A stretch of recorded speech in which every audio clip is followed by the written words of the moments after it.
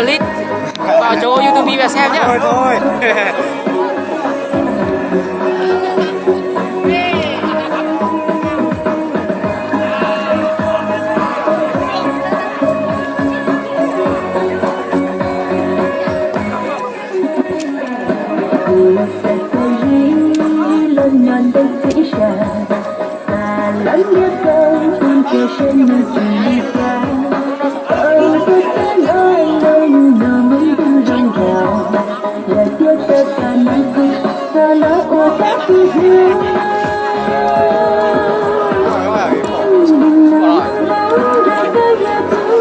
Rồi quả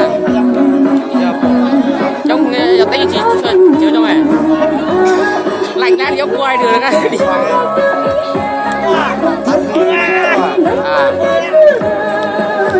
ngày mai lên mạng luôn mà tao tung lên chú YouTube mai chú vào thằng đánh xem có nhiều người thích và tao tung lên đấy có nhiều người xem mà.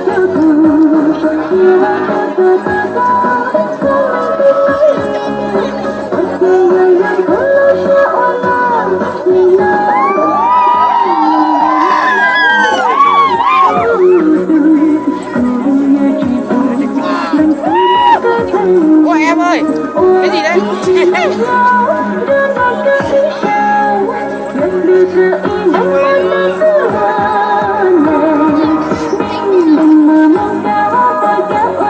Ôi trời lạnh lắm, thì ông quay được.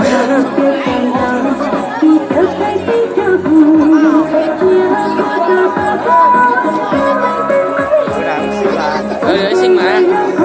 Em gái của con Chi ấy biết không? Chi Ngọc ấy. Con đấy biết mà, thì ông cú mà. Ôi shit. Ôi xinh đấy ạ. Halo,